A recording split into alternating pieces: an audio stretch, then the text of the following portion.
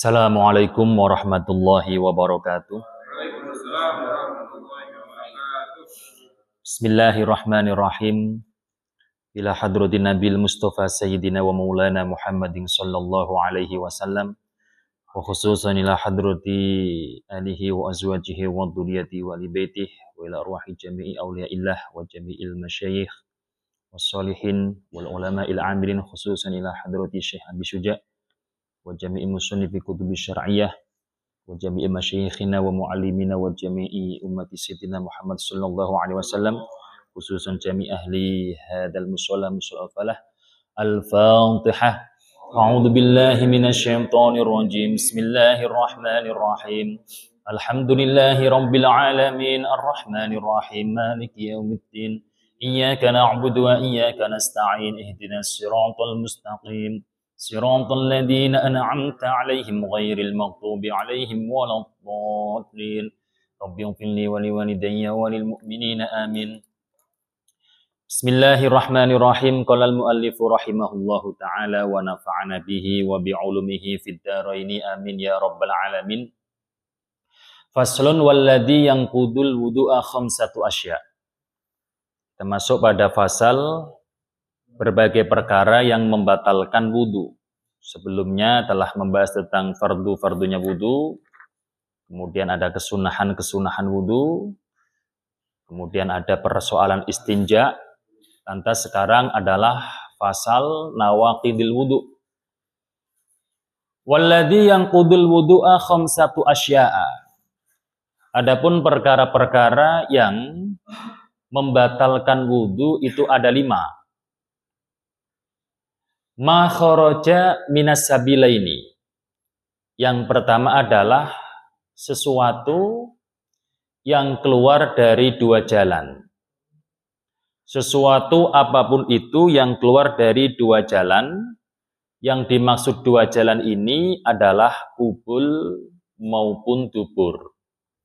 Jalan depan maupun jalan belakang, apapun itu yang keluar, diterangkan baik itu berupa angin alias kentut, baik anginnya itu lewat jalan belakang seperti biasanya, atau ada angin yang keluar dari jalan depan. Jadi ada memang mungkin langka angin lewat jalan depan. Ini contoh saja, ada orang yang sering melakukan hubungan bersama istrinya, mungkin sekali sampai 5-10 kali, sampai di situ sudah tidak keluar cairan lagi, yang keluar angin. Memang ada katanya cerita seperti itu. Katanya sih ada. Dan itu ya membatalkan wudu ketika keluarnya angin. Di sisi lain memang kalau dilihat dari hubungannya ya mewajibkan mandi.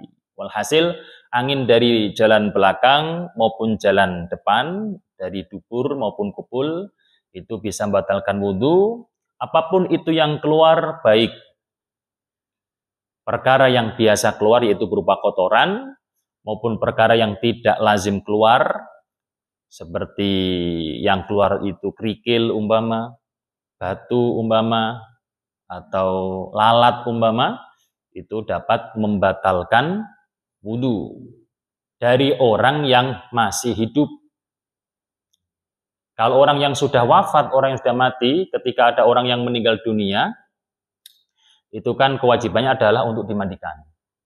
Adapun wudunya itu sunnah. Sunnah untuk diwudukan. Ketika kok sudah diwudukan, ternyata setelah diwudukan ada sesuatu yang keluar dari kubul maupun dubur si mayit. Maka tidak ada istilah wudu si mayit itu batal. Sehingga tidak perlu diwudukan lagi. Di samping itu juga tidak perlu dimandikan lagi. Cukup dibersihkan, cukup dibilas supaya najisnya hilang. Ma kharaja minas sabilaini, sesuatu yang keluar dari dua jalan, ini juga mengecualikan mani atau sperma. Sperma yang keluar dari seseorang itu tidak membatalkan wudu, tetapi mewajibkan mandi. Karena apa? Karena mani ini adalah suatu perkara yang mewajibkan hal yang lebih besar daripada wudu. Wudu sama mandi kan lebih besar, lebih agung mandi, ya kan? Jadi mani ini adalah sesuatu yang mewajibkan perkara yang lebih besar, yaitu mandi, dibandingkan perkara-perkara yang keluar lainnya selain mani. Kalau kotoran-kotoran biasa paling kewajibannya adalah wudu. Kalau mani ini tidak hanya sekedar wudu, tetapi juga kewajibannya adalah mandi. Sehingga mandi saja sudah cukup tanpa harus ada wudu. Sehingga ketika orang kok keluar mani, kemudian dia mandi, maka dia hilang hadas kecilnya dan hadas besarnya. Dengan syarat pada waktu mandi tidak ada perkara-perkara yang batalkan. Contohnya apa? Pada waktu mandi tidak terkena kubul maupun duburnya. Pada waktu mandi, posisi mandi itu tidak ada yang membatalkan wudu. Biasanya mandikan kosok-kosok, lah ini kosok-kosoknya bagian telapak tangan ini tidak terkena bagian kubul maupun dubur yang bisa membatalkan wudu. Sehingga ketika bisa seperti itu, maka selain hadas besarnya hilang, hadas kecilnya juga hilang. Itu yang pertama, sesuatu apapun itu yang keluar dari dua jalan, baik itu kubul maupun itu dubur. Yang kedua, wanaumu ala ghairi hayatil mutamakkini. Yang kedua adalah tidur dengan posisi orang yang tidak mutamakin. Mutamakin itu apa? Mutamakin itu posisi duduk yang anteng, jeglek, posisi kiranya adalah pantat ini benar-benar di posisi alas. Kemudian orangnya ini juga orang-orang yang tidak terlalu kurus. Kalau kurus kan berarti hanya tinggal sisa tulang sama kulit. Kalau sisa tulang sama kulit berarti kan ya masih tembus depan, tembus belakang. Andaikan kentut pada waktu tidur itu masih memungkinkan karena tidak ada penghalang berupa lemaknya atau dagingnya. Jadi ini orangnya juga tidak terlalu kurus. Dia pada waktu bangun tidak ada geser. Dia pada waktu bangun memang masih di posisi yang sama. Masih di posisi yang sama. Mungkin ini sering terjadi pada waktu Jumatan jikalau orangnya ngantuk atau memang khutbahnya lama sehingga menjadikan para jamaah ngantuk. Ini kalau yang posisinya itu tegap, tidak doyong ke kanan sehingga sampai, kan bisa dirasakan kan? Ada yang kelihatannya itu bisa ngobos, tidak doyong terlalu ke kiri, juga tidak doyong ke depan, tidak doyong ke belakang, tetapi anteng, maka di situ wudunya tidak batal. Sebagaimana apa yang terjadi dengan para sahabatnya baginda Nabi Muhammad SAW. Jadi ada hadis yang sudah masyhur, mungkin bapak-bapak ini sering mendengarnya. Satu saat para sahabat menunggu Rasulullah itu agak lama sampai mereka itu pada bukan hanya ngantuk lagi, sampai pada tidur. Terus kemudian Rasulullah datang, ternyata para sahabat tidak mengulangi wudunya, melainkan langsung ikut sholat berjamaah. Nah, itu kemudian digali oleh para ulama, dicari historisnya, sejarahnya. Oh, sahabat itu pada waktu tidur menunggu Rasulullah itu duduknya dengan kondisi tamakun, benar-benar posisi yang tegap, sehingga ketika pada waktu tidur tidak berpotensi kentut itu keluar. Nah, satu sisi dalam hukum fikihnya seperti itu, tidak membatalkan wudu. Dalam sisi yang lain, termasuk keutamaan dalam sholat berjamaah adalah menunggu imam. Menunggu imam yang rotib, juga menunggu imam yang memang alim atau memang imam yang pantas untuk dijadikan imam. Jadi umpama memang ada keterangan sholat itu di awal waktu, ya kan? Ada keterangan baiknya sholat itu di awal waktu. Ternyata sudah ada imam yang rotib yang lebih layak menjadi imam. Dan pada waktu tertentu imam tersebut agak terlambat, mungkin ada suatu halangan. perutnya mules lah, tiba-tiba kencing lah, atau tiba-tiba ada tamu yang amat penting lah. Nah ini apakah terus kemudian langsung dilaksanakan di awal waktu, apa menunggu imam yang lebih layak tersebut, dan bahkan sudah rotib. Imam rotib itu imam yang sudah terjadwal. Maka lebih baiknya, sebagaimana hadis ini, lebih baik menunggu si imam yang memang sudah terjadwal dan lebih layak untuk menjadi imam. Ya, kalau dalam masalah ini fleksibel, tidak harus mengikuti seperti ini. Kalau dalam permasalahan itu fleksibel. Tergantung suatu wilayah, tergantung suatu daerah yang lebih maslahat itu di mana. Kalau memang lebih maslahatnya menunggu, tidak ada hal yang lain yang mempengaruhi, ya baiknya menunggu. Tapi kalau misal di perkantoran atau di suatu tempat yang memang menuntut untuk on time, ya berarti ya baiknya segera untuk diiqomai dan dilaksanakan sholat berjamaah. An-naumu ala ghairi hayatil mutamakini. Tetapi Imam Asy-Syafi'i dalam pendapatnya itu, ketika kok memang di waktu tertentu tidur meskipun dengan kondisi mutamakin, ya bisa bayangkan Pak ya, mutamakin itu kondisi duduk. Kondisi duduk memang di posisi pantat kita ini sekiranya tidak berpotensi ada kentut yang keluar gitu ya. Imam Asy-Syafi'i itu berpendapat, meskipun secara dasar pendapat mazhab Syafi'i ini tidak membatalkan wudu, tetapi sebaiknya tetap wudu. Artinya bukan wajib wudunya, tapi disunnahkan untuk wudu lagi. Sekali lagi, disunnahkan untuk wudu lagi. Menindaklanjuti ada pendapat yang lain yang mungkin mengatakan bahwasanya wudunya batal. Bismillahirrahmanirrahim. Wa zawalul aqli bisakrin aw maradin. Yang ketiga adalah hilangnya akal sebab mendem, sebab mabuk, atau disebabkan penyakit seperti gila atau ayan dan yang lain sebagainya. Hilang akal membatalkan wudu. Meskipun hilang akalnya itu karena mabuk langsung membatalkan wudu, atau karena sakit. Bahkan ada keterangan seperti ini, walau kana dzalika liwaliyin halata dzikri fayantaqidu wudu'uhu. Meskipun terjadi terhadap seorang wali pada waktu dzikir. Nah ini, ada seorang wali atau seorang solih pada waktu dzikir sampai fana. Seperti satu saat yang dialami oleh baginda Nabi sampai fana, artinya Sayyidah Aisyah pun beliau tidak kenal. Saking menghayati, lupa segalanya. Yang diingat hanyalah Allah Subhanahu wa ta'ala. Atau seorang wali yang sampai jandab istilahnya ya. Yang sampai jandab.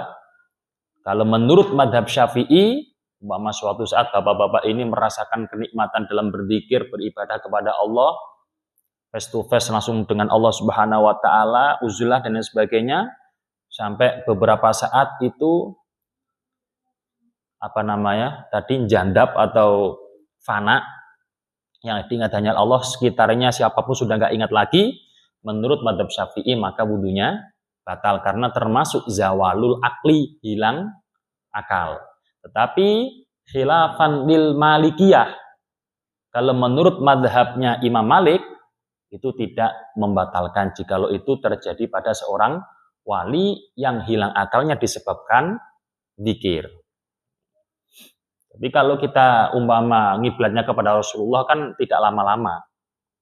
Maksudnya dalam satu praktek beliau sampai tidak mengenal Sayyidah Aisyah, itu kan tidak dalam waktu yang lama, beberapa saat doang terus kembali kepada alam yang seperti biasanya. Jadi kalau bapak-bapak suatu saat kok jandab, jangan lama-lama. Suatu saat kok sampai di situ bergelayut dengan Allah Subhanahu wa ta'ala sampai melupakan berbagai hal di sekitar, itu jangan lama-lama. Kalau yang benar-benar mencontoh baginda Nabi, jangan lama-lama gilanya. Bismillahirrahmanirrahim, itu yang ketiga. Yang keempat adalah lamsur rajuli al-mar'ata al-ajnabiyata. Menyentuhnya laki-laki terhadap perempuan lain, artinya yang bukan mahram meskipun mati. si perempuan yang disentuh. Begitupun juga sebaliknya.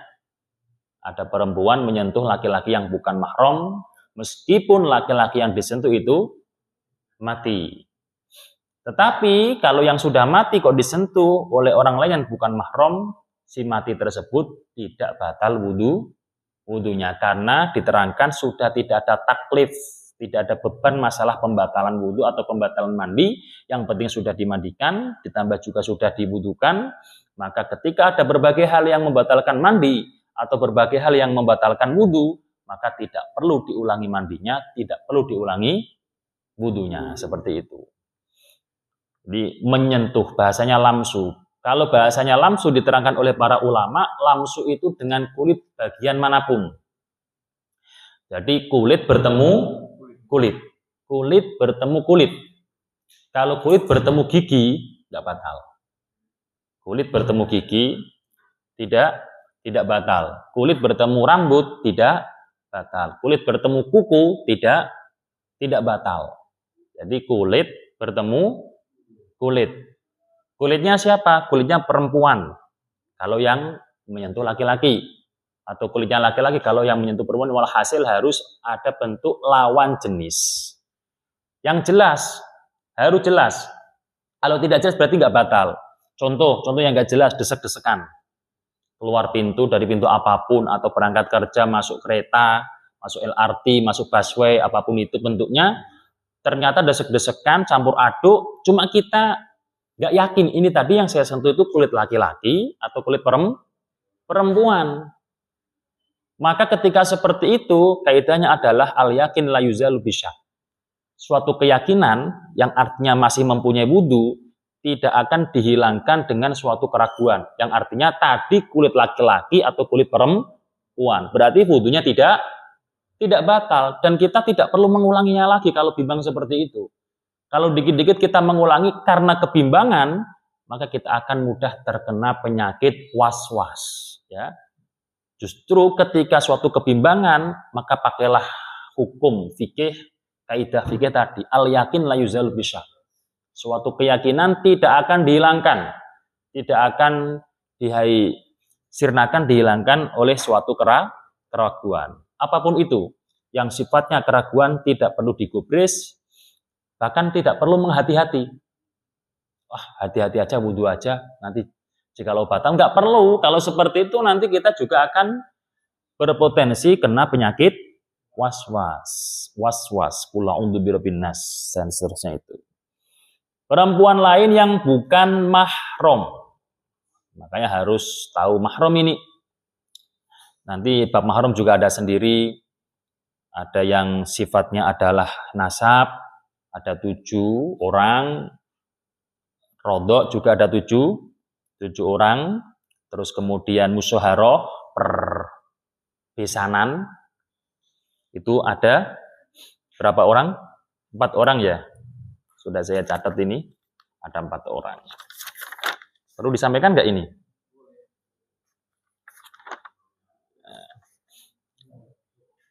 Mahram bagi laki-laki. Yang pertama dari jalur nasab. Yang pertama dari jalur nasab. Yang pertama dari 7 tersebut adalah ibu, nenek, dan seterusnya. Jelas. Ibu, nenek, dan seterusnya. Kita menyentuh ibu kita menyentuh nenek kita, dan seterusnya artinya nenek, terus apalagi buyut. Maka itu tidak membatalkan wudu, meskipun syahwat. Ada orang, mohon maaf, abnormal, nyentuh ibunya sendiri, bukan dong, sampai syahwat. Itu tidak batal, karena itu adalah perkara yang nadir. Nadir itu langka. Dalam kaidahnya, an-nadir kal ma'dum. Perkara yang langka itu tidak dianggap. Perkara yang langka itu tidak dianggap. Umumnya nyentuh ibunya sendiri itu tidak berpotensi syahwat. Lagi malah syahwat, berarti ini sudah abnormal, enggak wajar, punya penyakit itu. Yang kedua adalah anak perempuannya sendiri, kemudian cucu perempuannya, dan seterusnya, menyentuh enggak masalah. Yang ketiga, saudara perempuan. Nah, saudara perempuannya sendiri ini juga tidak membatalkan. Yang penting siapa yang dari anaknya dari kedua orang tuanya, atau orang tuanya itu mempunyai anak dari istri keberapanya, atau ibunya itu mempunyai anak dari bapak tirinya.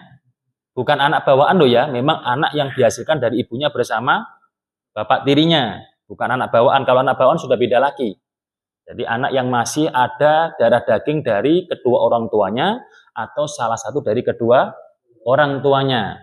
Maka itu adalah termasuk mahram. Jikalau disentuh tidak membatalkan wudhu. Di samping itu juga tidak boleh dinikahi. Anak perempuan saudara laki-laki, namanya apa Pak? Keponakan ya?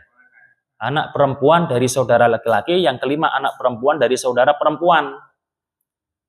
Kita punya saudara laki-laki, saudara laki-laki punya anak perempuan, itu mahram. Kita punya saudara perempuan kita punya anak perempuan, itu juga mahram. Jikalau kita sentuh tidak membatalkan wudhu, dan tidak boleh kita nikahi. Boleh kita diajak bonceng kemana-mana. Bibi dari ayah, keenam bibi dari ibu. Bibi dari ayah. Siapa itu? Kakak atau adiknya ayah kita. Kita punya ayah kita punya orang tua, ayah kita punya kakak atau adik. Kalau bahasa Jawanya itu apa? Pak D, kok Pak D itu ya? Mak D sama atau Bude sama Bule, ya. Bude sama Bule. Kalau Indonesia kan cuma bibi gitu aja kan? Bibi tua, bibi muda gitu, atau gimana ya? Tante. Ya, tante ya. Tapi kadang tante itu konotasinya itu nggak baik kayaknya. Ya, jadi Bude sama Bule. Baik dari jalur ayah maupun dari jalur ibu, itu termasuk mahram. Di mana kita kalau menyentuh tidak membatalkan wudhu, tidak boleh kita nikahi. Kita boncengkan, sekalipun tidak menjadi ojol, nggak masalah. Kalau ojol sudah beda lagi itu urusannya. Terus kemudian sepersusuan, atau istilahnya adalah rodok. Nah, makanya harus hati-hati ini. Kalau dari kita ada hubungan rodok dengan orang lain, atau mungkin suatu saat punya anak, kemudian anaknya ini disusukan oleh perempuan, tidak istrinya. Karena mungkin istrinya susunya lagi, payudaranya tidak mengeluarkan susu, terus kemudian disusukan sama orang lain, ini harus benar-benar tahu, diingat, dan nanti disampaikan kepada si anak. Jadi nanti ada apa itu namanya, ada ketentuannya. 5 kali gelegekan, apa namanya itu? 5 kali apa Pak? 5 kali tegukan. Jadi 5 kali tegukan masuk ke dalam. Kalau cuma 1 kali atau 2 kali, maka di situ belum bisa masuk dalam persoalan rodok. Kalau sudah 5 kali, biasanya lumrahnya nyusu, masa cuma 1 tegukan kan kurang. Mesti di situ minimal 5 kali atau bahkan lebih, maka itu menjadi saudara rodok, sama seperti nasab.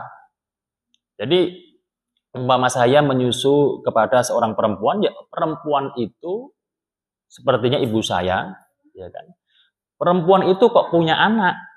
Perempuan berarti saudara perempuan saya, tapi dalam tanda kutip rodok, persusuan, gitu kan. Umpama perempuan itu punya anak, anaknya punya anak, berarti ini keponakan saya. Jadi sama. Jadi kalau dalam permasalahan nanti mahram ini, ibu rodok ini bagaikan ibu kandung sendiri, sehingga nasabnya sama seperti, sehingga mahramnya sama seperti ibu yang nasab tadi, 7. Jadi jumlahnya sama seperti halnya yang jalur nasab itu 7. Kemudian yang ketiga adalah musyaharah, permantuan. Yang pertama termasuk mahram adalah ibu tiri. Jadi ayah kita menikah lagi. Maka kan istri ayah kita adalah ibu tiri kita. Kalau sudah dinikahi oleh ayah kita, jangan kita nikah. Ayah kita sudah wafat, ada ibu tiri, nggak boleh terus kemudian kita menikahi ibu tiri kita, karena itu adalah mahram menantu. Nggak boleh. Sekalipun kalau terjadi gimana? Ya harus pisah. Karena tidak dianggap nikahnya secara syariat. Lah anaknya itu tidak bisa bernasab. Anaknya tidak bisa bernasab kepada yang laki-laki. Karena sejak dari awal nikahnya tidak sah. Mertua ini ketika kita menyentuh mertua kita, wudhu kita tidak batal, juga tidak bisa dinikahi. Ya. Makanya kadang kalau yang nggak paham itu kan mertua seakan-akan orang lain. Jadi kita menyentuh mertua kita, salim lah istilahnya ya. Umpama di situ salim, maka wudhu kita tidak batal. Anak tiri berarti kita menikah, yang kita nikah adalah dalam tanda kutip janda. Janda punya anak. Maka kalau sudah menikahi ibunya, jangan menikahi anaknya. Itu namanya kemaruk bahasanya ya. Itu namanya kemaruk. Ibunya digasak, anaknya juga digasak semua. Jadi seorang ibu tiri di kampung saya. Lah itu kan kalau memang seperti itu dan sudah tahu hukumnya, ya itu otomatis dipisah. Kalau memang sudah anaknya tidak bisa bernasab kepada bapaknya tadi. Tidak bisa bernasab kepada bapaknya karena itu tidak dilegalkan secara syariat. Seperti itu, Pak. Kok bisa seperti itu gimana ceritanya dulu? Oh ya, pokoknya nafsu.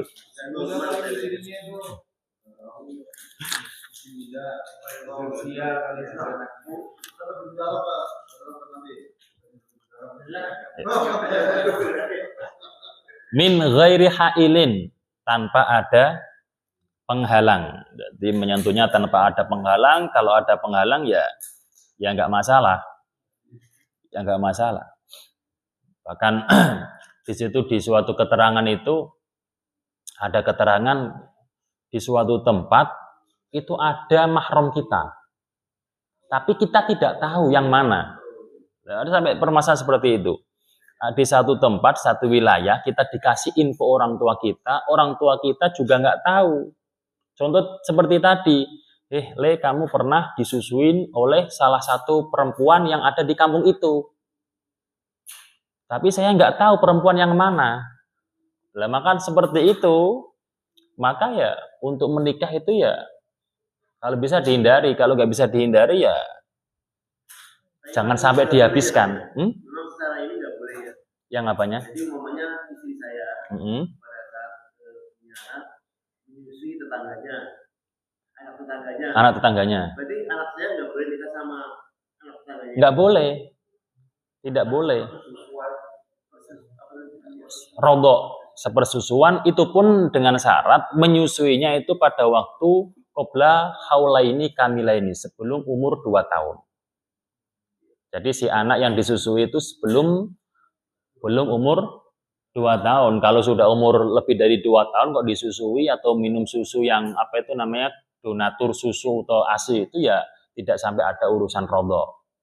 Jadi belum sampai 2 tahun maka di situ tidak boleh. Makanya kita harus hati-hati, andaikan toh terpaksa mencari ASI karena memang ASI si ibu enggak keluar, maka tolong di situ dicatat sehingga nanti juga diinfokan kepada si anak agar berhati-hati di kemudian hari tidak menikahi yang ada kaitannya dengan mahram sepersusuan tadi. Bismillahirrahmanirrahim. Wa masu farjil adamiyyi bibatil kafi. Wa masu halaqati duburihi alal jadidi. Masu menyentuh, lamsu ya menyentuh, cuma kalau lamsu tadi adalah kulit bertemu kulit manapun. Masu farjil adamiyyi, ini pakainya masu juga menyentuh, tetapi bibatinil kafi. Jadi pakai telapak tangan yang bagian dalam. Telapak tangan yang bagian dalam, baik bagian jarinya atau bagian bawahnya ini, menyentuhnya dengan bagian ini. Menyentuh apa? Menyentuh farjinya adami. Menyentuh farjinya manusia. Kalau menyentuh farjinya sapi, nanti farjinya kambing, domba, farjinya ayam, itu tidak membatalkan. Yang membatalkan adalah farjinya manusia. Manusia ini baik orang lain dengan berbagai jenis kelamin ataupun farjinya diri sendiri, ya, ataupun bagian farjinya diri sendiri, kubul maupun dubur. Yang membatalkan itu bagian mana? Yang membatalkan itu bagian mana? Kalau laki-laki ya lontong, lontongnya, paham ya?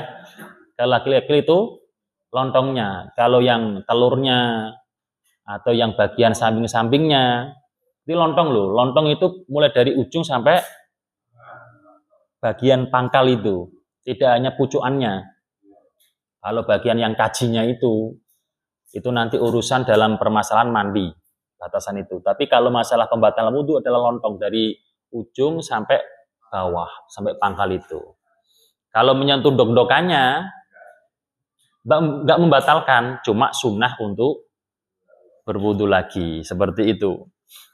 Garuk-garuk itu baik punya sendiri atau punya orang lain. Baik punya sendiri atau punya orang lain. Ya orang lain jangan terus kemudian memikirkan sama dewasanya, anaknya, cucunya. Termasuk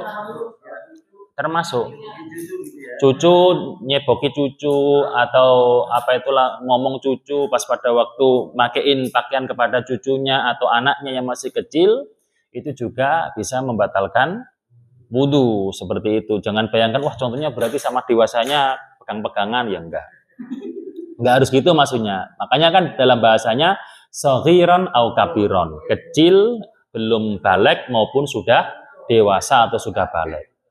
Hayyan au mayitan, baik masih hidup maupun sudah meninggal dunia.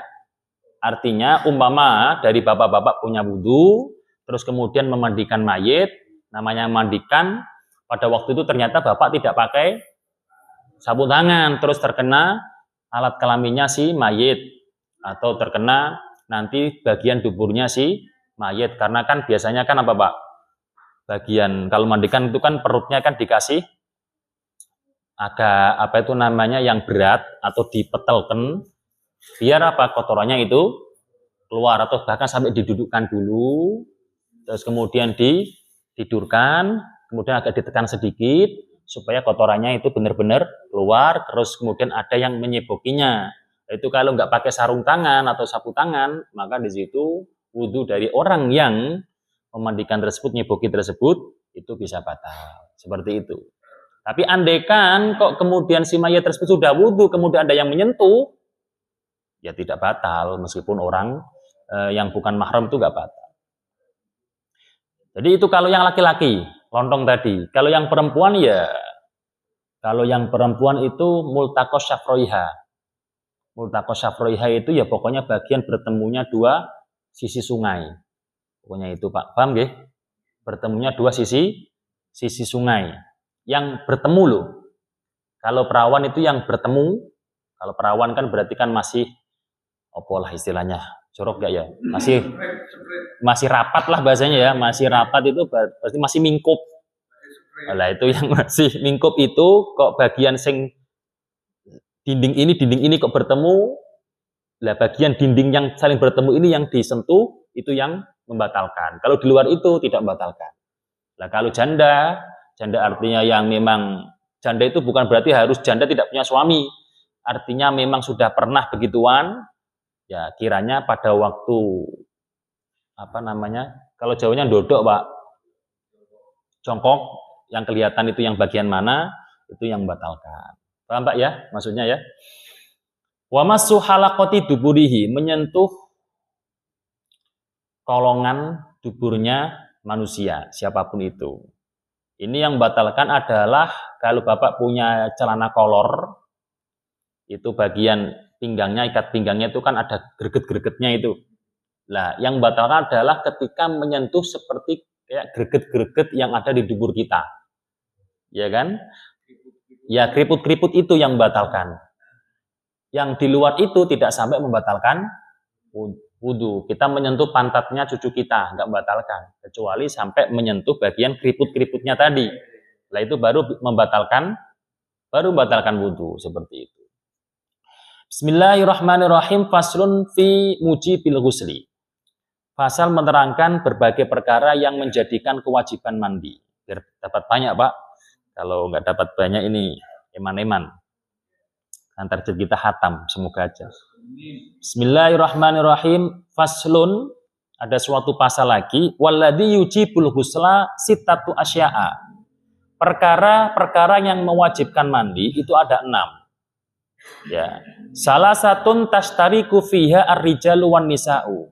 3 dari 6 tersebut berlaku bagi laki-laki dan juga berlaku bagi perempuan. Wahya iltiqaul khitanaini. Yang pertama dari yang berlaku bagi laki-laki dan perempuan adalah bertemunya 2 alat khitan. Bertemunya 2 alat khitan, bahasanya tidak langsung monohok ya, bahasanya 2 alat khitan. 2 alat khitan ini sangat umum. 2 alat khitan ini sangat umum, tidak harus kemudian praktiknya laki-laki dengan perempuan. Bahkan laki-laki dengan laki-laki. Atau bahkan diri orang itu sendiri. Ya, ada orang itunya panjang, dimasukkan ke dalam duburnya sendiri. Ya, dimasukkan, ini kan fikih kan mencontohkan suatu hal yang memang sangat luas sekali. Jadi andaikan ada seorang laki-laki itunya panjang, meskipun tidak dalam keadaan tegang, bisa dimasukkan ke bagiannya sendiri, ke duburnya sendiri, maka itu mewajibkan mandi. Ini di luar dari permasalahan dosa ataupun tidaknya. Kalau dosa jelas dosa, ini mau membahas kita masalah hukum fikihnya dalam kaitan kewajiban mandi atau tidaknya.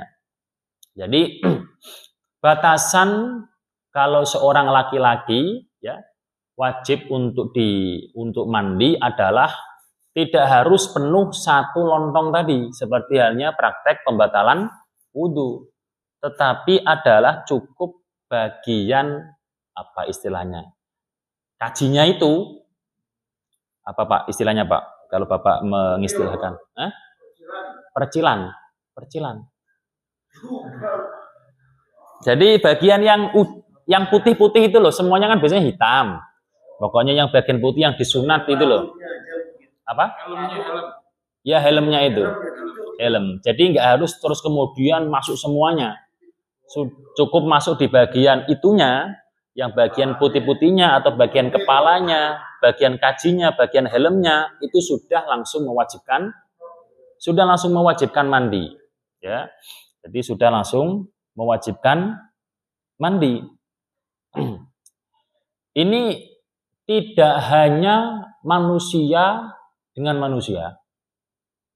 Tidak hanya laki-laki terhadap perempuan, tadi sudah saya contohkan, bahkan di situ naudzubillah min dzalik ada kejadian manusia dengan hewan.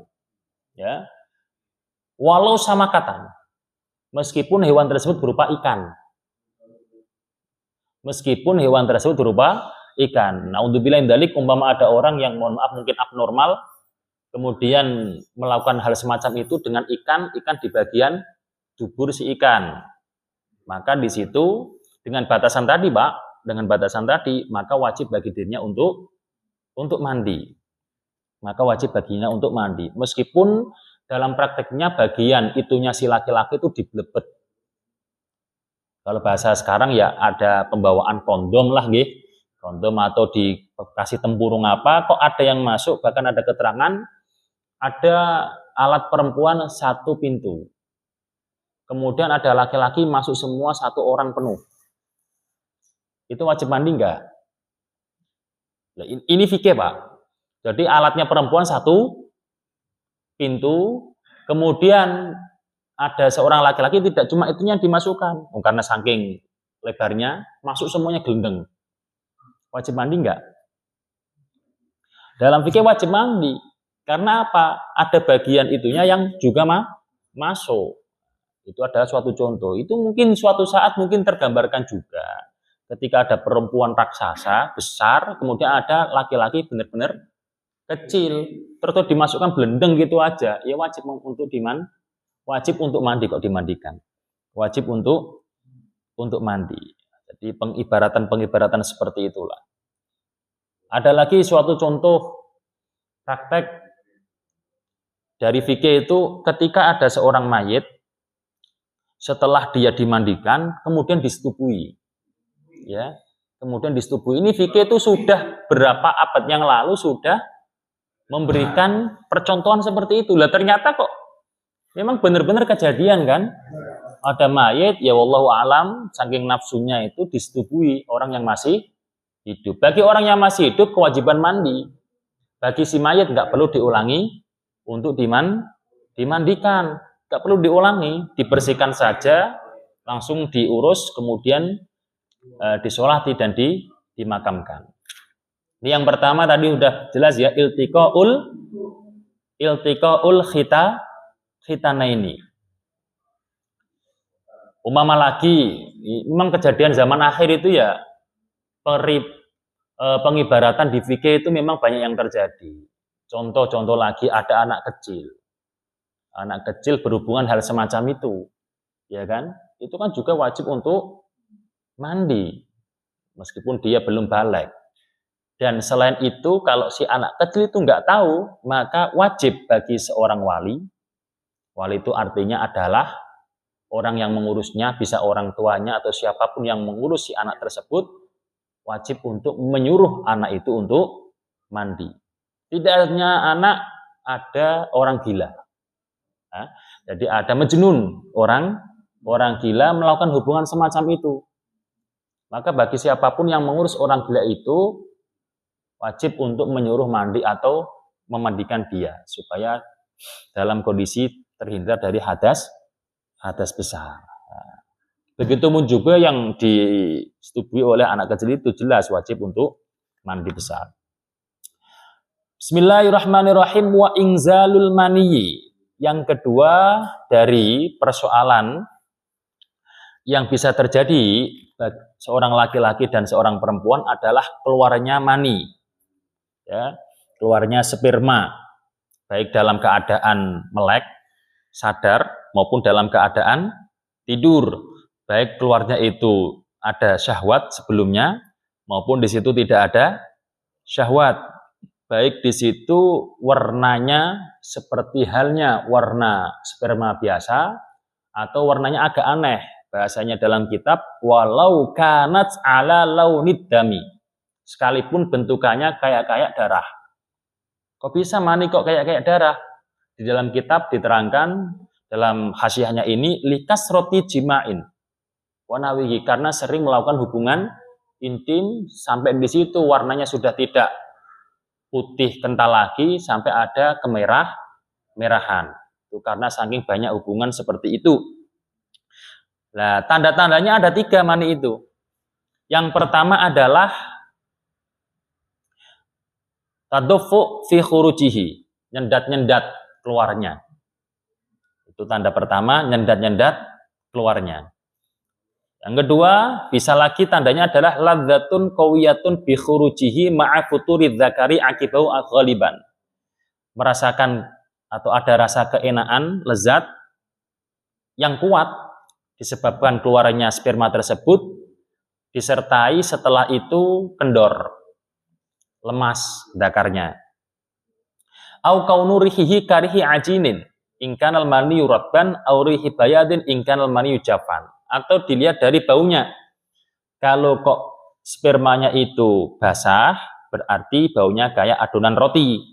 Kalau kok spermanya itu kering, maka baunya kayak putih-putih telur. Ya, itu pokoknya kalau ada salah satu dari tanda tersebut kemudian keluar cairan, maka di situ adalah mani, di mana hukumnya menjadikan orang wajib mandi, ya.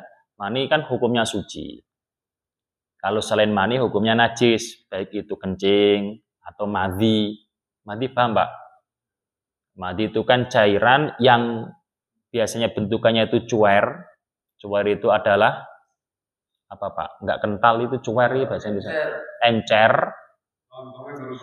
Iya, encer, peliket, baru awal syahwat. Makanya ketika ada orang kemudian keluar mani, itu biasanya sebelumnya itu keluar madhi. Sehingga tenang aja, mani ini suci. Tapi biasanya keluar mandi terlebih dahulu. Berarti kalau keluar mandi berarti terkena najis juga kan, karena mandinya. Itu adalah mandi. Terus kemudian wadi. Kalau wadi itu biasanya namanya keluar beriringan dengan kencing. Jadi kencing sudah keluar, biasanya setelah itu ada kayak keluar putih-putih. Atau pada waktu ngangkat-ngangkat berat, kemudian keluar cairan putih, kental. Nah, kecapean juga. Makanya ada bahasa kalau orang di kampung itu, ojo gotong sing abut-abut berarti kepuyoh-puyoh. Lah itu bahasanya bukan kok kencing aslinya kan, tetapi adalah wadi itu pun juga hukumnya adalah najis. Yang suci hanyalah mani, tetapi kita harus tetap waspada karena biasanya sebelum mani itu keluar, ada madhi yang keluar sehingga tetap pakaian kita itu berpotensi besar untuk ada suatu permasalahan di fikih. Ketika bangun-bangun pakaian kita itu kena sperma. Ya kan? Dalam fikih itu atau kita bangun-bangun kemudian sholat, setelah sholat baru nyadar, loh ternyata sarungnya itu ada kena bekas mani. Ini bagaimana? Ya maka kalau memang, padahal dia tidak merasa keluar. Dan dilihat kalau dia memang tidurnya juga tidur sendiri, nggak ada orang lain, dia memang tidur sendiri, ya maka di situ harus mandi besar sekaligus dia mengulangi sholat pada waktu dia meyakini memakai sarung itu tadi. Bedanya kalau kemudian dia tidur bareng sama teman-temannya, ya, artinya tidur berjamaah, memungkinkan di situ termandinya orang lain, ya maka di situ sunnal huslu. Maka mandinya bukan wajib tetapi sunnah. Karena apa? Karena dimungkinkan itu mandinya temannya muncrat ke dia. Karena dia tidak merasakan keluar sperma pada waktu itu. Bismillahirrahmanirrahim. Wal mautu. Termasuknya lagi adalah mati. Mati ini mewajibkan mandi. Yang wajib mandi siapa? Orang yang mati. Awalnya ini fikih ya. Yang wajib mandi adalah si mati sendiri. Si mayit sendiri. Aslinya secara hukum fikih. Karena dia yang mati. Makanya terus kemudian ada persoalan diterangkan kalau tidak salah di kitab Al-Bajuri atau apa itu. Ada seorang wali yang namanya Syekh Badawi. Beliau sudah wafat, sudah tidak ada nafasnya, jantung apapun sudah nggak fungsi semua. Ternyata beliau kemudian karena dikasih Allah keistimewaan, beliau terlihat keramatnya pada waktu setelah meninggal dunia, beliau mandi-mandi sendiri. Ya, beliau mandi-mandi dan itu sudah masyhur. Cerita itu tentang Syekh Badawi seperti itu masyhur, bahkan dibuat referensi dalam kitab fikih. Kemudian ditanyakan, ketika seperti itu wajib dimandikan terhadap orang yang hidup apa enggak? Orang yang masih hidup wajib memandikan seperti Syekh Badawi apa enggak? Ternyata enggak perlu. Karena apa? Aslinya kewajibannya adalah bagi si orang mati sendiri. Kenapa kok terus kemudian dialihkan kewajiban kepada orang yang masih hidup yang mengetahuinya? Karena orang yang mati secara umumnya tidak mampu untuk mandi sendiri. Sehingga dialihkan kepada orang yang masih hidup yang mengetahui akan adanya orang yang mati. Nah, itu ceritanya atau prosesnya seperti itu. Illa fis syahidi, kecuali orang yang mati dalam keadaan syahid. Syahidud dunia wal akhirat maksudnya.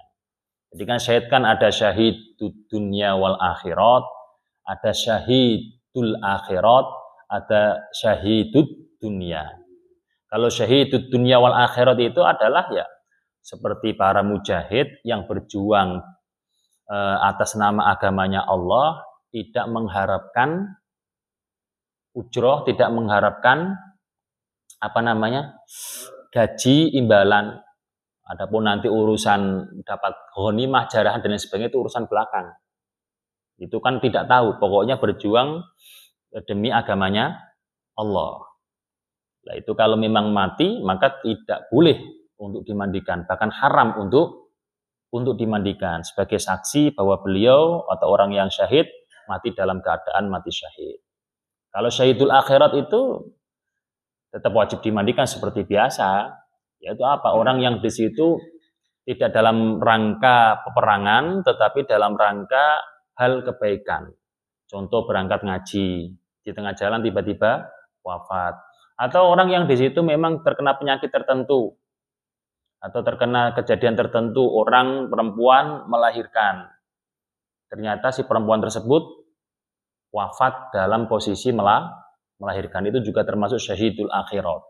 Kalau syahidul dunia, ya orang yang di situ contoh membela negara, tapi memang sedari awal tujuannya memang mendapatkan gaji, ya, mendapatkan gaji. Jadi untuk kemaslahatan dunia dan sudah ada bayaran yang diharapkan oleh dia tentang urusan dunia. Misal polisi menjaga keamanan, gitu kan?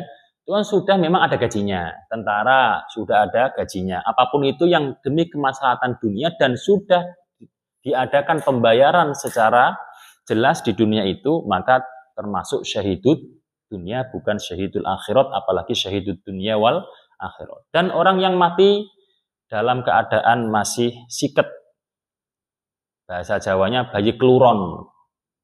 Apa bahasanya, Pak? Keluron juga ya?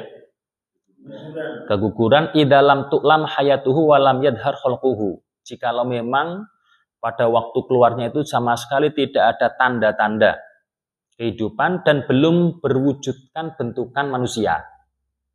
Belum berwujudkan bentukan manusia. Bedanya kalau mungkin sudah 8 bulan atau sudah 7 bulan lebih, sudah berbentuk ada tangannya, ada kakinya, itu tetap meskipun keluar sudah mati, maka wajib untuk dimandikan. Tapi kalau belum bentuk manusia, maka di situ tidak perlu untuk dimandikan.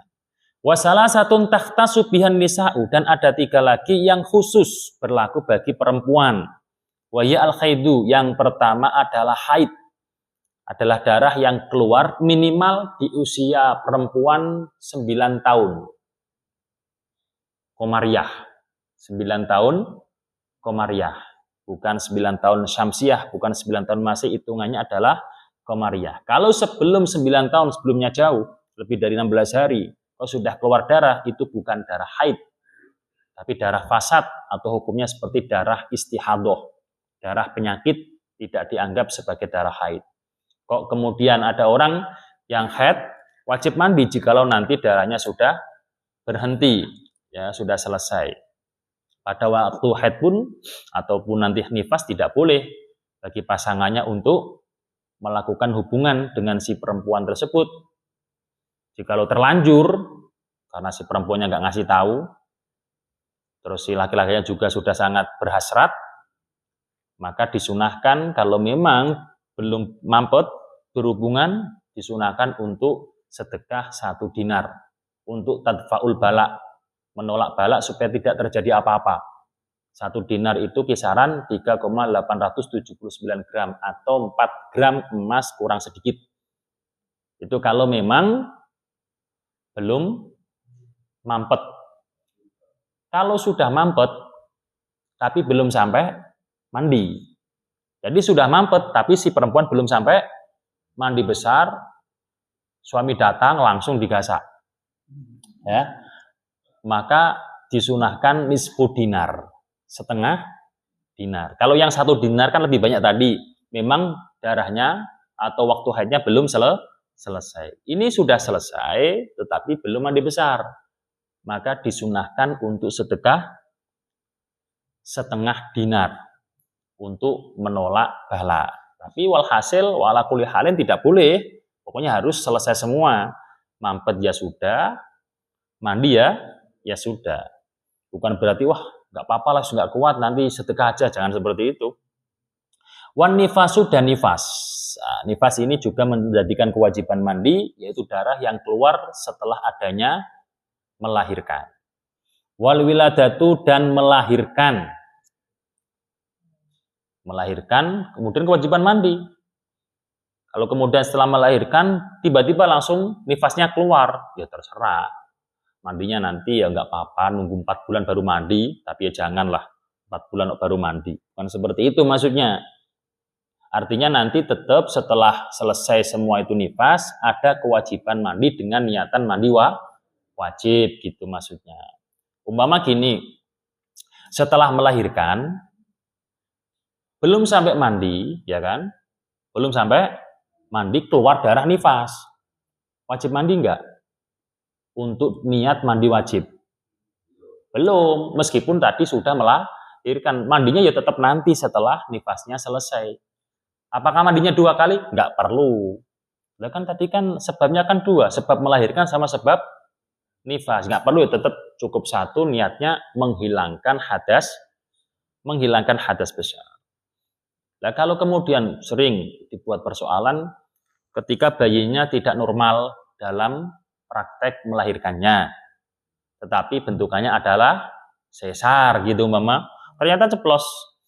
Oleh ulama menjelaskan, wa yajibu al-huslu ala man waladat min ghairi tariqil mu'tadi li subuti ummiyatil waladi bihi. Wajib mandi bagi orang yang melahirkan tidak melalui jalur yang biasanya. Ini ceplos ini referensinya, tidak melalui jalur, contohnya sesar tadi. Tidak melalui jalan yang biasanya. Kenapa? Li subuti ummiyatil waladi bihi. Karena bagaimanapun juga meskipun lewat contoh sesar, yang melahirkan tetap jadi ibunya si bayi tadi. Ini sudah ceplos, jadi nggak perlu diperdebatkan, itu kan nggak jadi jalur itunya yang biasanya, nggak perlu. Jadi meskipun lewat jalur yang tidak biasa, maka di situ tetap wajib bagi orang yang melahirkan untuk mandi besar. Demikian 2 pasal. Mungkin ada pertanyaan dari para bapak-bapak yang hadir terkait dengan perkara-perkara yang membatalkan wudhu dan juga perkara-perkara yang mewajibkan mandi.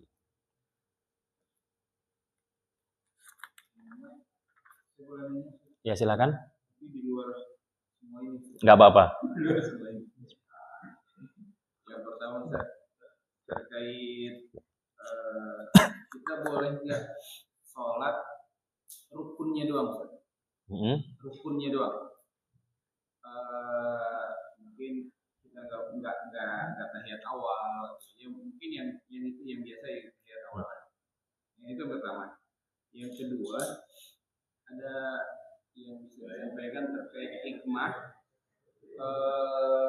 tidak boleh, maksudnya disunahkan tidak boleh motong kuku, motong rambut buat pengkurban. Hikmahnya apa sih? Ya, terima kasih. Waalaikumsalam warahmatullahi wabarakatuh. Terima kasih. Yang pertama, apakah boleh kita melaksanakan sholat yang kita lakukan atau kita jalankan adalah rukunnya saja, dan tentunya syarat juga ya. Jadi syarat rukun atau kewajibannya saja. Jelas nggak masalah, boleh-boleh saja. Artinya sholatnya tetap sah. Jadi artinya sholatnya itu tetap sah. Sholatnya tetap sah. Misal sholat duhur hanya melaksanakan syarat dan rukunnya saja. Sangat di situ diminimalisir, tidak yang lainnya, tidak selebihnya kecuali syarat dan rukun. Umpama laki-laki, syaratnya apa? Menutupi aurat. Yang ditutupi cuma bagian yang wajib ditutupi, mulai dari pusar ke atas sedikit sampai lutut, umpama seperti itu kan. Terus kemudian yang dijalankan pada waktu sholat itu pun juga memang cuma rukunnya saja. Sah apa enggak? Tetap sah. Sah apa enggak? Tetap sah. Cuma kan dalam hal seperti ini, apakah enggak eman-eman? Enggak sayang gitu loh. Ada suatu perkara yang mudah untuk digapai dan perkara itu adalah perkara yang baik dan juga bisa menutup kekurangan. Apakah menjamin orang yang menjalankan seminim-minimalnya sholat sehingga menjadikan sholat tersebut itu tidak terlalu lama, apakah menjamin khusyuk? Apakah menjamin khusyuk? Andaikan sama sunnahnya kan 5 menit umpama, syarat rukunnya doang bisa cuma 1 menit. Apakah menjamin khusyuk? Kami kira kok tidak menjamin. Sehingga kesunahan-kesunahan itu tadi apa? Untuk supaya apa yang ada dalam keadaan kita, sholat kok kurang khusyuk, atau kurang menghayati dan sebagainya, itu bisa tertutupi. Sehingga sholat kita itu tetap diterima. Seperti itu Pak Jaka. Terus kenapa ada sunnah ketika sudah masuk bulan Dzulhijjah sampai hewan tersebut disembelih, jangan motong kuku, jangan motong rambut.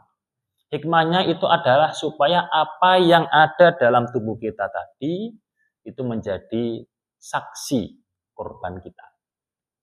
Jadi jangan dihilangkan dulu. Kan ibaratnya apa itu namanya bulan korban atau waktu korban itu kan masuk bulan Dzulhijjah. Jadi ini anggota tubuh ini baik di situ kuku, baik di situ rambut bagian manapun, biar nanti menjadi saksi membarengi korban kalian dan bersaksi bahwa itu adalah benar-benar korban kalian. Seperti itu Pak Jaka. Hikmahnya kalau di dalam keterangan-keterangannya seperti itu. Mungkin ada yang lain? Silakan Bapak. Waalaikumsalam warahmatullahi wabarakatuh.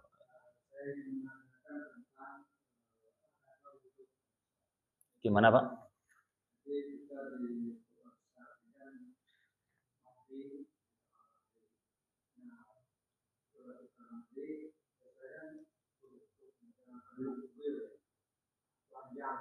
Oh iya.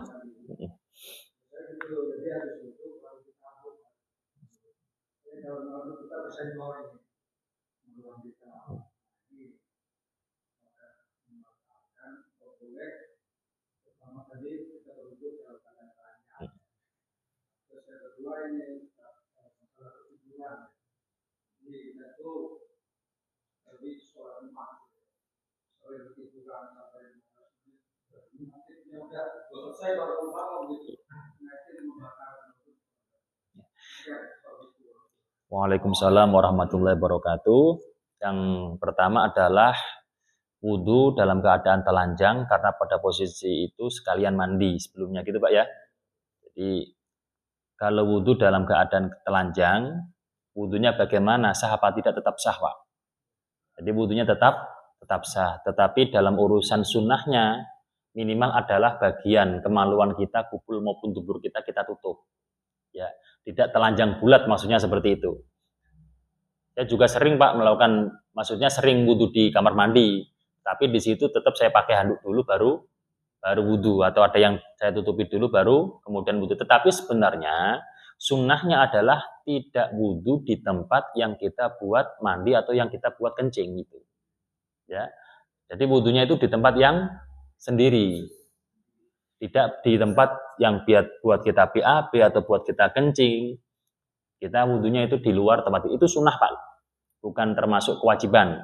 Tapi umpama kok tetap di tempat kamar mandi atau bahkan di tempat khusus untuk BAB, kok wudhu di situ tetap sah.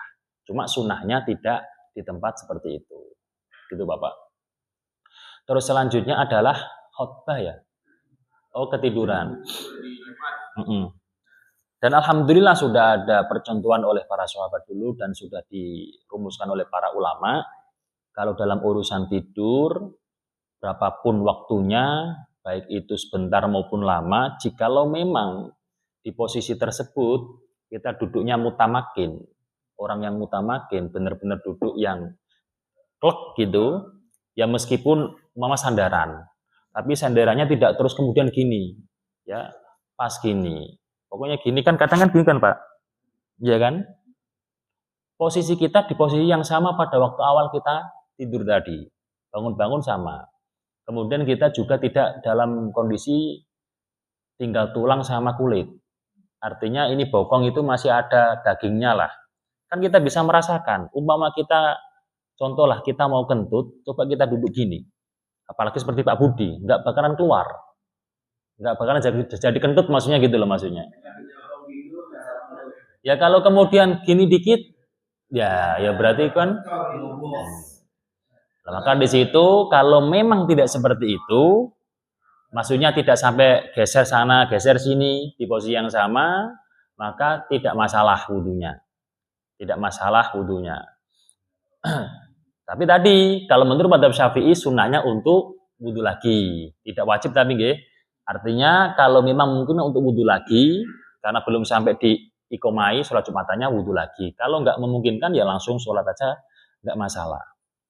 Itu seperti itu Pak. Terkait dengan apa Pak? Oh. Terima kasih. Itu juga pertanyaan bagus itu. Ngiler atau air iler itu kan memang hukumnya apa sih iler itu? Kan gitu kan? Jadi najis apa tidak? Kalau ilernya itu dari maidah itu dari bagian dalam, tidak cuma yang ada di sekitar mulut, ya, dari bagian dalam, maka itu najis. Seperti halnya koek atau utah-utahan, atau seperti halnya muntah-muntahan. Nah itu bagaimana kita mengetahuinya? Kita mengetahuinya bisa dengan bentukan ilernya. Kalau ilernya itu sampai nguning itu, ya, maka di situ kemungkinan besar dari bagian dalam. Dan iler nguning itu juga biasanya dalam posisi tidurnya itu bagian perut ini lebih tinggi daripada bagian mulut kita. Dianjlok seperti ini tidurnya, ada ada kasur kemudian mengarah ke belakang. Kalau memang di situ pakai bantal atau dalam keadaan duduk, kemungkinan besar tidak dari maidah sehingga itu tidak najis, Pak. Sehingga di situ tidak najis, jadi nggak masalah. Tetapi ya tetap jorok maksudnya gitu, Pak. Mungkin ada lagi yang mau bertanya terkait tadi yang kita bahas atau yang lainnya?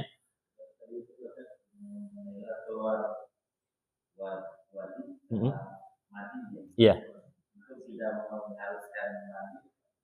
Itu sama seperti kencing. Jadi itu najis, cukup kita bersihkan. Seperti itu. Jadi yang mewajibkan mandi hanyalah mani. Cairan-cairan yang keluar dari kelamin selain mani, apakah itu kencing, apakah itu madhi maupun wadi, semuanya dihukumi najis. Dan wajib untuk dibersihkan dan juga bisa membatalkan wudhu tentunya. Tidak mewajibkan mandi.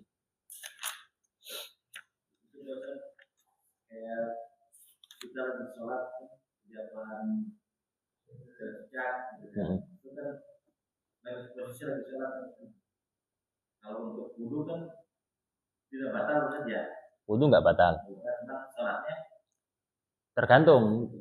Kalau memang kok kotoran cicaknya kok kering dan kita bisa langsung menghempaskan, maka sholatnya tetap lanjut. Kalau kok kotorannya itu basah, tidak mungkin kita menghempaskan, maka di situ ya sholat kita batal karena kita sholat terkena najis. Menghempaskan itu bukan harus kemudian kotorannya pas, umpama di peci kok umpama meskipun basah, pecinya langsung kita singkirkan. Maksudnya kita lepas, maka itu tidak masalah. Seperti orang yang sholat kemudian kelihatan auratnya karena angin. Ya, umpama sholat nanti di luar masjid, kemudian angin kencang sampai sarungnya ke atas. Nah itu kalau memang langsung bisa kita tutup, maka tidak batal. Tapi kalau kemudian kita suruh untuk menutupnya karena angin saking kencang, maka bisa membatalkan sholat. Gitu, Pak. Ada pertanyaan lagi, Bapak-Bapak? Boleh, 2-3 juga boleh. Santai aja, Pak. Tanda-tanda mens itu selesai apa? Termasuk tanda-tanda maksudnya tanda-tanda mens selesai itu selesai apa?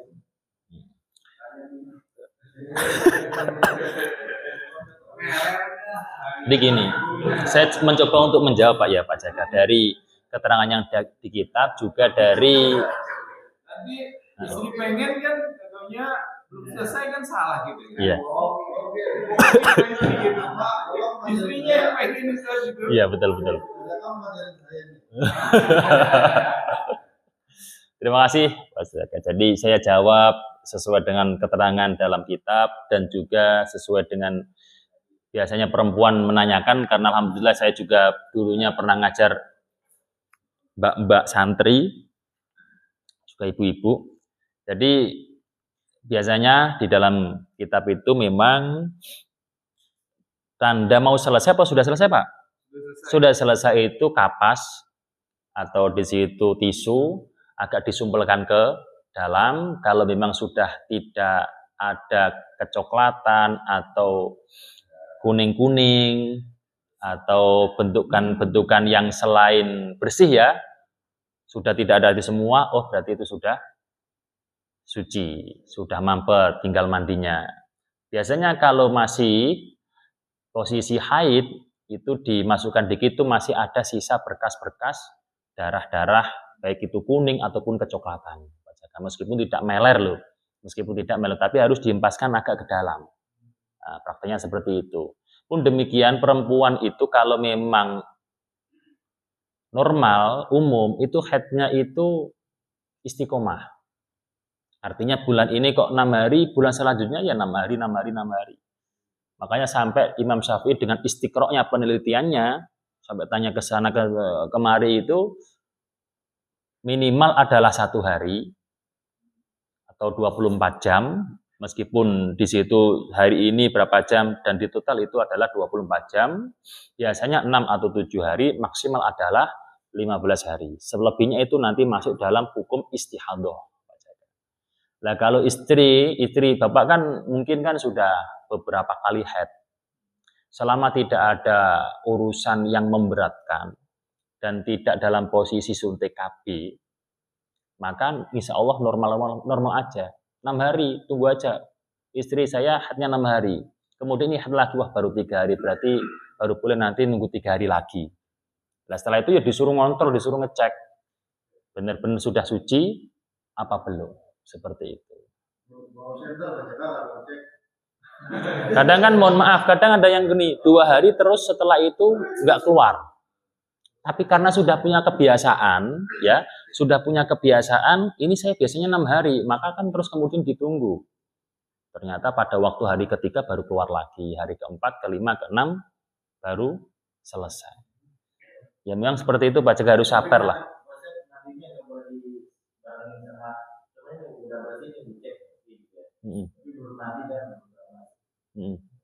Maksudnya ngeceknya pada waktu setelah mandi gitu, atau gimana?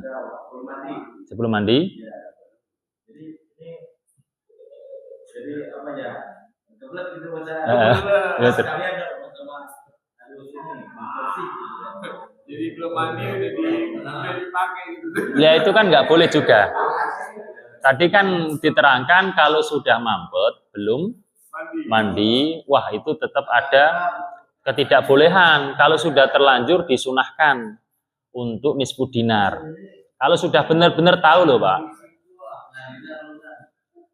Lah makanya kadang ada yang modelnya seperti ini, mohon maaf. Jadi sudah dikirain suci, sudah mandi. Itu berjalan 6 hari, lah ternyata setelah itu keluar.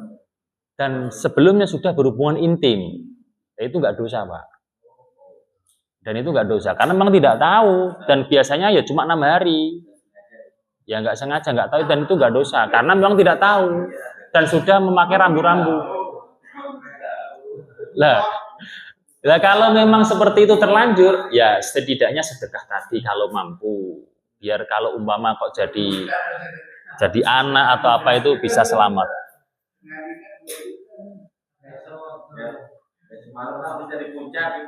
Ya.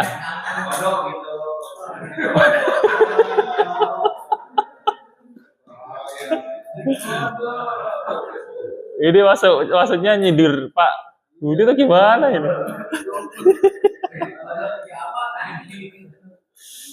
Ya cukup Pak ya? Ya kita lanjut nanti ngobrol di samping.